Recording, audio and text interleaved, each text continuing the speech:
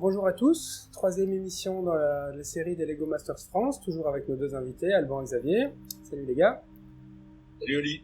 Salut Oli. Salut tout le Et monde. on fait le petit débriefing pour l'émission sur les super villes et sur le moitié-moitié. On va directement commencer dans le vif du sujet avec la super ville. Comment vous sont venues les idées de cette ville futuriste? Est-ce que c'est des influences de films, de livres, ou bien simplement c'est venu comme ça? C'est venu assez vite, non, l'idée de la ville avec les jardins, etc., si je me souviens bien. Ça a été qu'on a discuté entre nous. Je pense pas. Enfin, moi, j'ai pas souvenir qu'il y a forcément une influence non. de film ou quoi que ce soit. Qui ce n'est l'aspect futuriste, qu'on aime bien les films de science-fiction, quoi. Mais ça va pas plus loin que ça. C'était plus vraiment essayer de développer un concept, imaginer dans le futur comment ça pourrait être. Je me dis, tiens, il y a des caravanes en 2020, qu'est-ce que vont devenir les caravanes dans 150 ans? Elles voleront et elles iront s'emboîter dans des structures. L'idée a été, je pense qu'on avait déjà un petit peu parlé de ce genre de truc. Tiens, si on avait la City, on ferait quoi? Et ça faisait partie des idées qui étaient un peu sorties assez rapidement. Et voilà, on a choisi d'aller dans cette direction-là parce que c'était un truc qui pouvait être relativement parlant et original, je pense.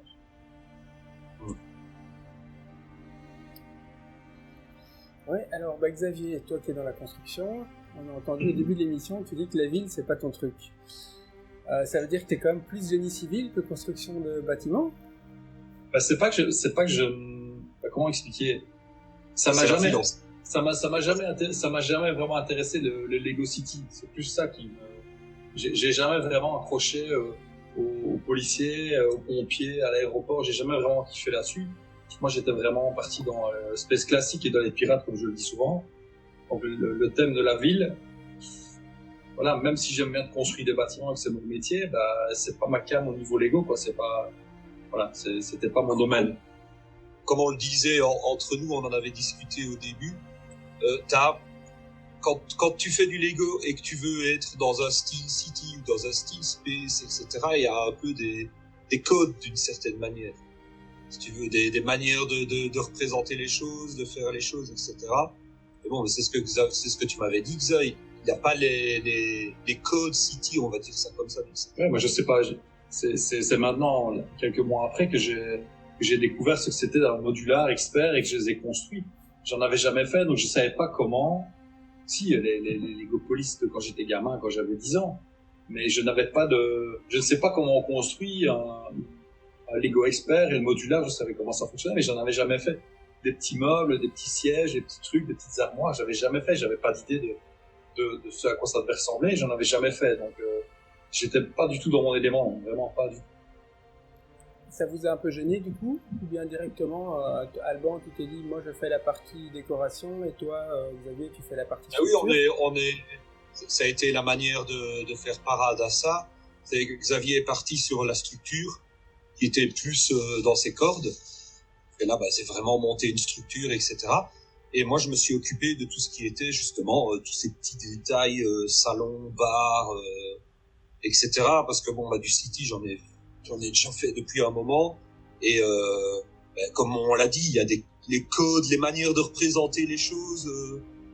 Je les connais, donc ça, tu gagnes du temps. Et malgré ça, pour une petite anecdote, on n'était pas super méga bien fourni point de vue accessoires au final. Et tu veux faire un bar, mais t'as pas de bouteille, t'as pas de verre, tu dois tout imaginer avec des pièces en cylindre, etc. C'est aussi une perte de temps au final énorme. Et puis si j'en rappelle bien, on n'avait pas très bien du coup compris non plus l'énoncé. Quand Georges est passé, qu'ils nous ont dit on veut de la vie, on veut de chic, on veut de chac, on s'est dit ok oui, comment on fait? Et on a peut-être vu aussi trop grand dans le principe du bâtiment. On aurait peut-être dû aller plus dans la peau extérieure et moi j'ai tout dans ma tête de faire un truc qui était vraiment proche de la réalité et qu'on limite on pouvait voir à travers les couloirs.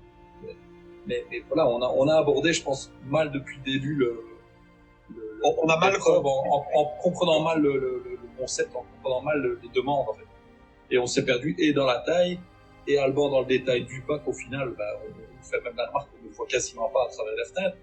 Donc ouais, il y a eu un petit... c'est un peu noyé dans le projet, en fait. Vraiment, c'est l'impression que j'ai eue. Je pense que vous n'étiez pas les seuls à pas avoir tout à fait compris l'énoncé.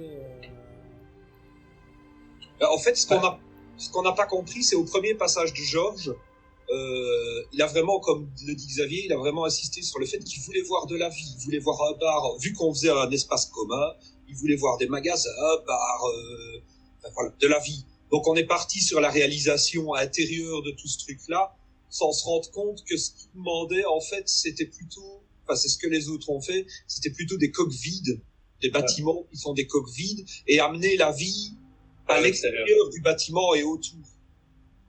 Et c'est là qu'on s'est un peu perdu vis-à-vis de ça, et quand on s'en est rendu compte, on a réussi à rattraper, mais on avait déjà perdu beaucoup de temps, quoi. Ouais.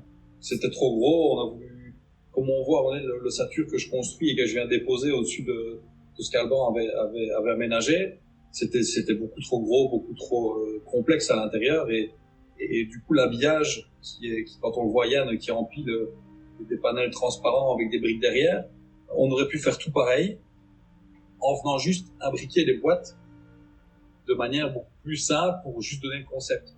On avait une bonne idée, on avait un beau croquis, d'ailleurs je l'ai retrouvé sur mon téléphone hier, on avait un beau croquis d'ensemble, mais au final on est allé trop loin dans la complexité pour pouvoir le porter au bout. On aurait eu du temps, oui, on aurait fait un truc super génial. Du coup, vous regrettiez un petit peu d'avoir trop développé le rez-de-chaussée, d'avoir vraiment mis le maximum de détails, comme on l'a vu, sur le rez-de-chaussée pour plutôt le mettre à l'extérieur, justement?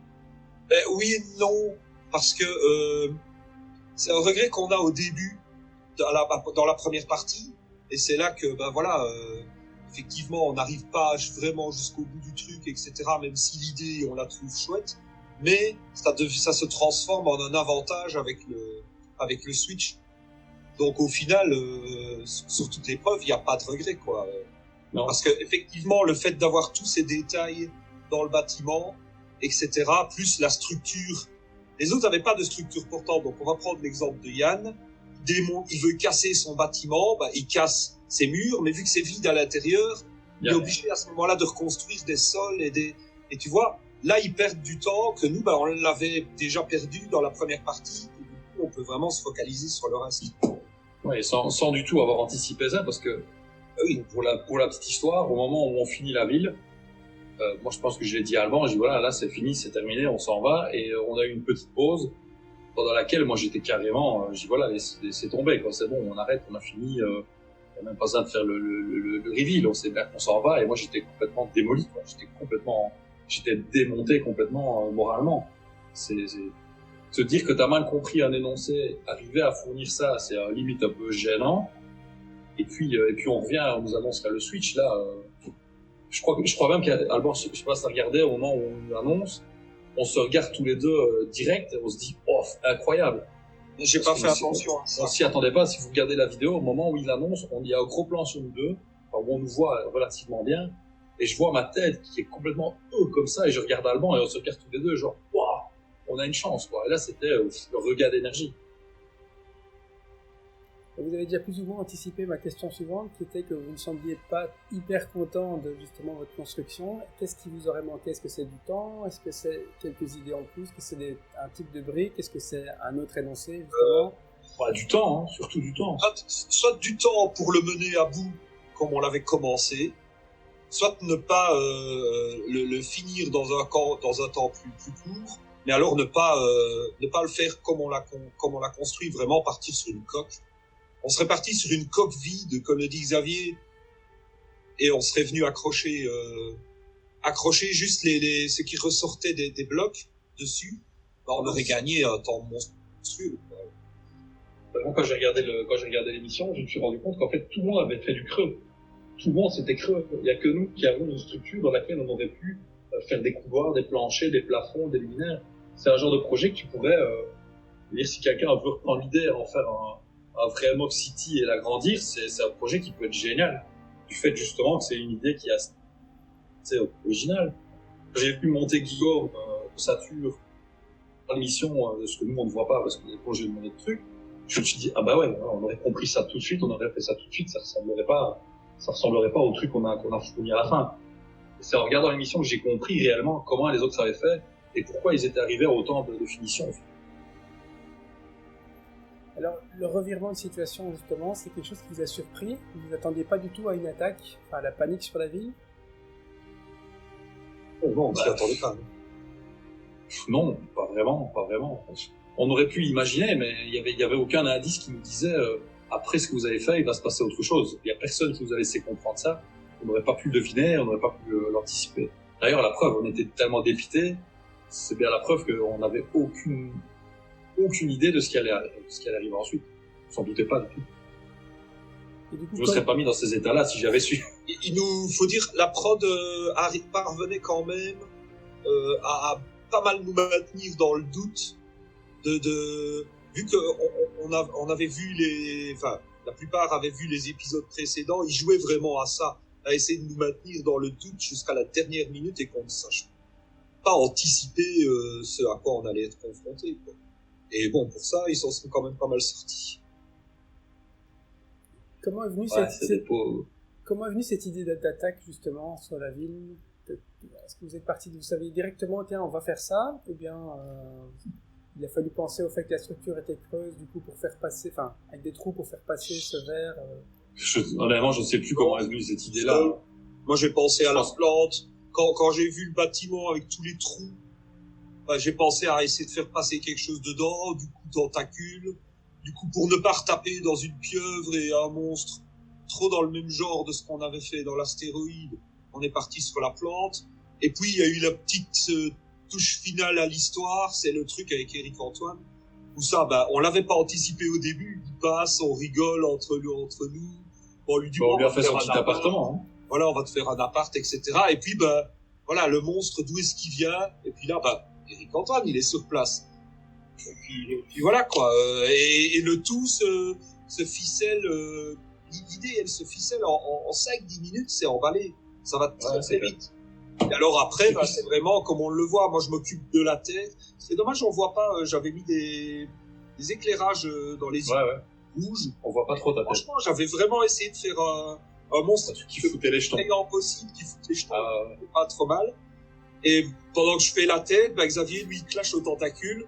Comme ça, il peut se rebooster à trouver. J'extériorisais. Voilà, j'extériorisais en empilant le truc que je fais bien. À la chaîne.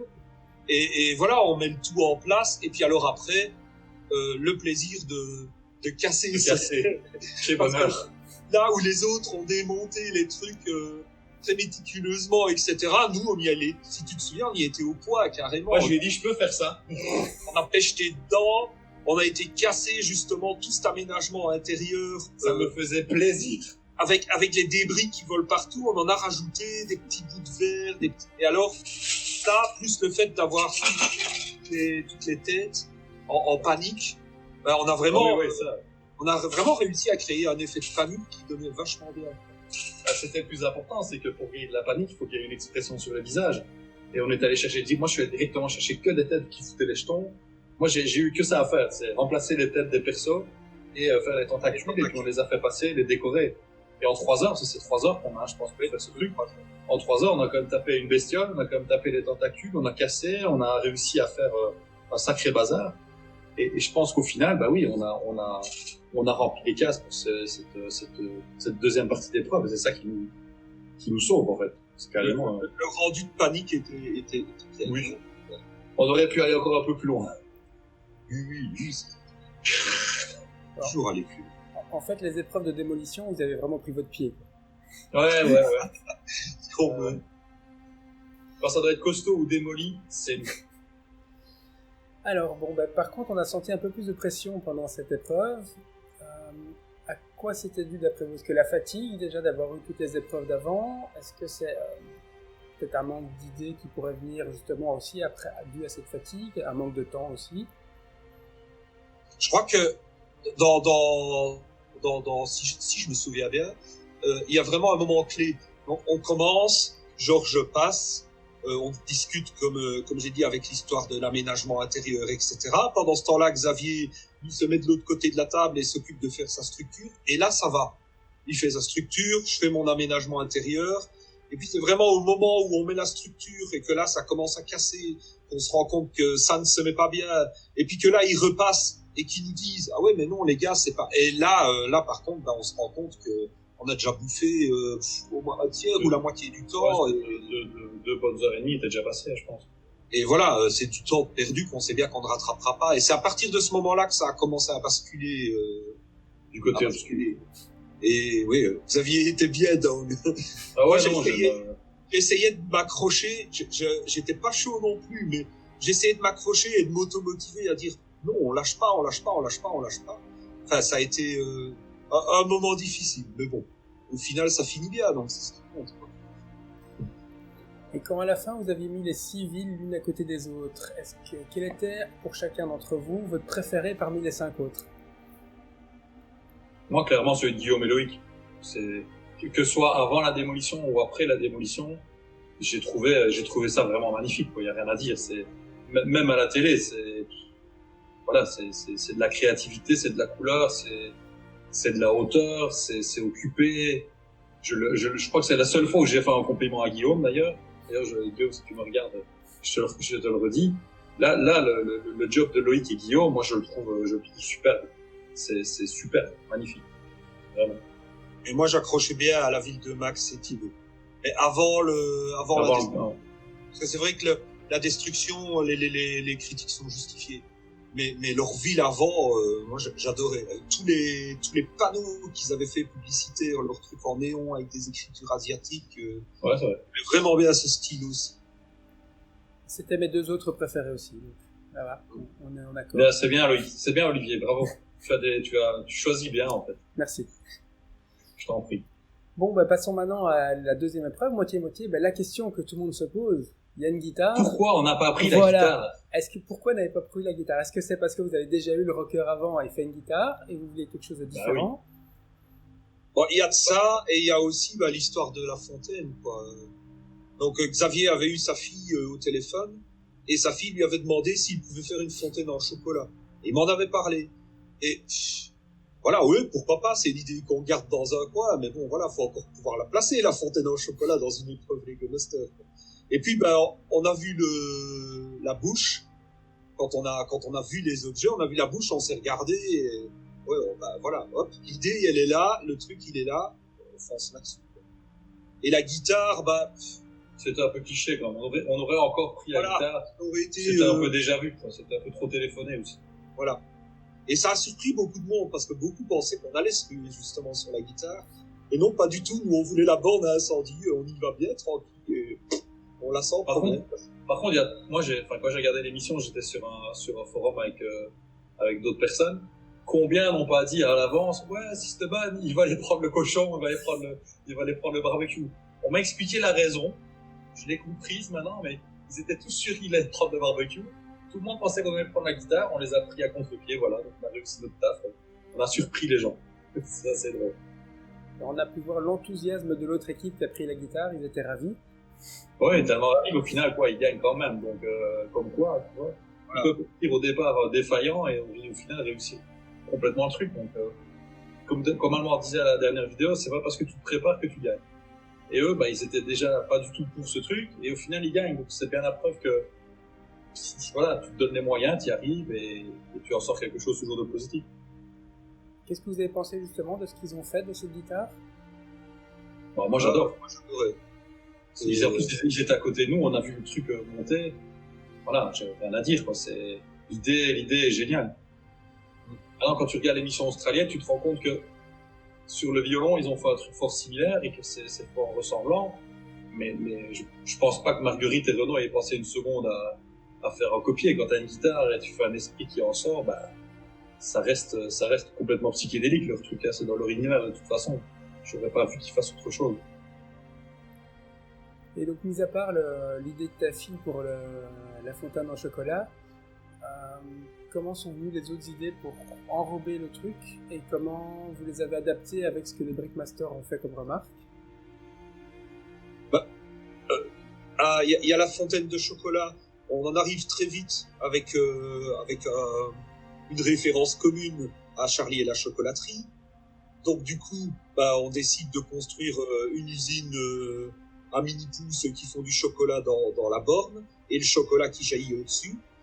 Et puis au départ, l'autre côté, on voulait vraiment continuer sur l'usine. Moi c'était l'idée, c'était d'avoir une façade, une usine, des camions de vent, etc. Et puis on est confronté à Georges avec l'histoire de la fontaine en chocolat. Et on était tellement parti sur le truc chocolat qu'on s'était pas rendu compte que effectivement ça ressemblait à de la merde. Ça pouvait ressembler à autre chose, voilà. Il y avait un gros risque. Et c'est vrai que quand il dit ça, c'est ah ouais merde. Et c'est le cas de le dire, quoi. Donc du coup, j'ai perdu moi perso énormément de temps. Je l'ai recommencé quelques fois cette fontaine jusqu'à trouver la manière dont le chocolat jaillirait ça va pas jaillir comme de l'eau, ça va pas jaillir et essayer d'avoir cette espèce de un peu crémeux, un peu épais qui identifie clairement du chocolat et pas autre chose. Et puis de là on en est arrivé, comme on le dit, à dire on va mettre un bonhomme en dessous qui essaye de l'avaler. Et voilà quoi, c'est comme ça que le projet. Là, l'idée, elle se construit en plusieurs étapes, on va dire, je pense. Autant la ville, on a eu une bonne idée, mais qu'on n'a pas vraiment bien géré dans la manière de la concevoir. Autant ici, ça a été plus laborieux dans le sens où c'était plus pas à pas. D'ailleurs, si tu vois la partie que moi j'ai réalisée avec l'usine, les idées elles me venaient au fur et à mesure. Si je suis parti dessus avec un bassin, et puis je suis descendu. Et puis ça prend du temps, puis ça en porte-à-faux, et puis c'est cubique, et tu te rends compte que c'est difficile de faire autre chose. Pour moi, autant la ville, j'ai pas kiffé parce que le résultat n'est pas là. La première partie est finie, mais je suis content du résultat final avec la casse. Autant le couper en deux, ça a été le truc le plus laborieux pour moi, et au final, c'est pas la meilleure épreuve qu'on ait faite, quoi. Au niveau d'idée, on est bien, on a un chouette truc. On est entre les deux, quoi. On est entre les deux, on est pas dans les tops, on n'est pas dans les moins bons non plus. Voilà. C'est pas le meilleur souvenir, quoi. Et alors, pour l'anecdote, une maxi-fig de cette taille-là, comme il le dit, c'est la pro absolue. Donc moi, j'avais jamais essayé de construire une figue à cette échelle-là. Donc ça a été... voilà, on va le faire, c'est la découverte absolue, quoi. Ouais. Avec tous les trucs, toutes les techniques qu'on peut connaître, qui font qu'au final, t'arrives quand même à t'en sortir, quoi. Et bon, voilà. Je suis sûr que Georges devrait construire une maxi-fig à cette échelle-là, il ferait un taf 100 fois meilleur, quoi. C'est certain. Et on a mis jusqu'à la dernière seconde à la tête, je crois qu'elle tient à la dernière seconde, de la dernière seconde, de la dernière seconde. Il la pose, elle ne tient pas, puis il la repose. Et au moment où on lève les mains, elle tient en équilibre. Je me demande toujours même, plus ou moins comment elle tient, quoi. Elle tient, parce que je sais pas si tu l'as vu, mais en tout dernier, je clipse le bas des cheveux sur le dos de la figurine. Et c'est ça qui au final tenait vraiment la tête. Ouais, j'ai vu que t'étais quasi en PLS à ce moment-là, donc je m'écarte, je le laisse faire. C'est mieux. À la dernière seconde. Parce que bon, un bonhomme sans la tête, ouais, c'est comme un cochon sans... Voilà, le cochon n'ayant pas de cheveux, ils auraient pas pu faire la même chose. Ouais, c'est ça. Mais donc, vous aviez vraiment eu peur de pas arriver au bout? Le stress était vraiment là dans la dernière minute? Ah ouais, quand même, non? Oui, mais il a été à chaque fois, à chaque épreuve, on aurait toujours pu faire mieux et on n'avait jamais assez de temps que pour faire justement mieux. Donc on foutait des briques jusqu'à la dernière seconde. Chaque minute était bonne pour en rajouter pour essayer de parvenir à quelque chose. Donc ça c'est tout le temps. Il y a juste des fois ça se voit peut-être un peu plus que d'autres. Maintenant bon il y a la fatigue aussi, il y a la pression parce que la compétition elle augmente donc il y a de plus en plus de pression etc. Mais voilà. Alors moi ce qui m'a un peu rassuré sur la fin de l'épreuve quand on a eu les quelques secondes à poser la tête, c'est comme à ce moment-là comme je me détache de ce qu'Alban fait vu que il est dans son moment en rouge et que je le laisse finir, je regarde autour de moi et là je vois quand même que ouais ok on n'a peut-être pas le meilleur truc mais on n'a pas le moins bon et je me rassure en me disant ok c'est quand même ma stock, c'est volumineux, il y a du travail même si c'est pas époustouflant, il y en a qui sont clairement en dessous. Et là, je redescends en me disant, ok, voilà, on n'a pas fait de merveille, on ne sera pas premier parce qu'on n'y a pas besoin. On reste dans le ventre mou et il y aura quand même quelqu'un d'autre qui passera dans le flop. Et là, moi, ça me relâche. Et puis, je vais lui faire un câlin. Je crois quand il a posé sa tête, là, je lui ai après toi, je te tape un petit coup sur l'épaule. parce que je me dis, allez, c'est bon, on n'a pas fait un truc top, mais à mon avis, on est sauvé, quoi. Vous aviez déjà construit de façon verticale? Plutôt que mettre la base plate à plat, la mettre en verticale? Non, j'avais jamais fait ça. Jamais. Moi, j'en ai déjà fait un petit peu, mais pas aussi haut, en fait. Et c'était perturbant, puisque les bords de plaques n'étaient pas ajustés au bord de la... Donc, il y avait toujours un décalage, puis c'était pas vraiment régulier, il y avait 2 plaques qui étaient accrochées, c'était pas toujours bien aligné au niveau des tenons. Voilà, maintenant, ils ont fait ce qu'ils ont pu aussi avec le support qu'ils avaient, les moyens pour coller, etc. Mais voilà, c'était assez perturbant d'empiler des briques vers moi, et c'était une autre manière de construire. Une question aussi que je voulais vous poser, une épreuve qui avait eu lieu en Australie, qui n'est pas eu ici, c'était l'épreuve de la construction à l'envers. Donc la base plate, cette fois-ci collée en dessous de la table. Est-ce que c'est quelque chose qui vous aurait intéressé? Ah ouais, ça j'aurais kiffé ça. Ça j'aurais adoré faire ça. Construire suspendu, ça m'aurait vraiment... J'aurais préféré ça que le coupe-en, clairement. Vraiment. Et moi, j'aurais encore, dans le même esprit, c'est le suspendu, où ils ont juste une barre technique qui pend... Ah mais c'est ça. C'est dans la saison 2. Non, il y a 2 épreuves. Il y en a une aussi où t'as base plate en dessous. Ah, construit en dessous. Oui. Ah non, je pensais que tu parlais du suspendu, lui. Pardon, excuse-moi. Ouais, non, j'aurais préféré le suspendu que le construit en dessous. Ça m'aurait... j'aurais moins aimé ça. Bah, le construit en dessous a l'avantage de pouvoir faire une structure à la fois au-dessus et en dessous, justement. Faire quelque chose ouais, qui c'est semble clair. ordinaire. Ouais, à choisir, je préfère suspendre un fil. Être suspendu à un fil, d'ailleurs, c'est beau. Alors, ces 2 épreuves-ci, c'est pas 2 épreuves qui vous ont marqué beaucoup? Vous avez préféré les 4 épreuves ou certaines des 4 épreuves précédentes? Moi, j'ai beaucoup aimé les vilains, les super méchants contre les super gentils. Ça, j'avais vraiment bien aimé faire ça. Le pont, évidemment, parce que c'était un moment particulier. Mais, ouais, non, ces 2-ci, la City et le truc, ça me laissera pas un souvenir un peu effrayant. Bah, moi, la City, bah, ça me laisse plus le souvenir l'aspect moral et mental et compagnie, quoi, plus que de la construction proprement parlée. Coupé en 2, pas plus que le rocher, par exemple, qu'on explose le météorite. Ouais, ça c'était cool aussi. Ça c'était cool. Là, c'est tout, à part, le manoir, le truc super-héros et le pont. Et le parc d'attractions, il y a quelques trucs où je me suis bien amusé à faire ça aussi. Parce qu'on n'en a pas vu beaucoup, malheureusement. Mais bon, sur le parc d'attractions, il y avait encore plein d'autres trucs qu'ils n'ont pas montré, c'est un peu dommage, mais c'est pas grave. C'est passé. Mais, ouais, non, c'est pas la pire épreuve qu'on ait eue, c'est probablement la City. Et les autres, bah, c'est au milieu, quoi. Et ben, ma dernière question, qu'est-ce que ça fait de savoir à ce moment-là que vous êtes qualifié pour la demi-finale où il reste que 4 équipes sur les 8 de départ? Ouais. Ça fait ça. Alban est pas encore assez expressif, il est en train de canaliser l'énergie. Mais, bah, peut-être de le remettre dans l'état d'esprit ça s'est passé en juillet, quoi. Mais, on était contents, mais on n'était pas non plus, on y allait, sans se dire, on n'a jamais fait ce jeu. On a fanfaronné parce qu'il nous taquinait et tout, mais objectivement, on n'a jamais fait ce jeu en visant, comme peut-être certains, bam, je sais que je vais faire la première place, machin. On l'a commencé déjà, on espérait qu'on allait être à notre place. Quand tu découvres un peu le niveau des autres aussi. On s'est rendu compte que, on avait notre place parmi eux. Et puis après, c'était un peu, épreuve après épreuve, en fait.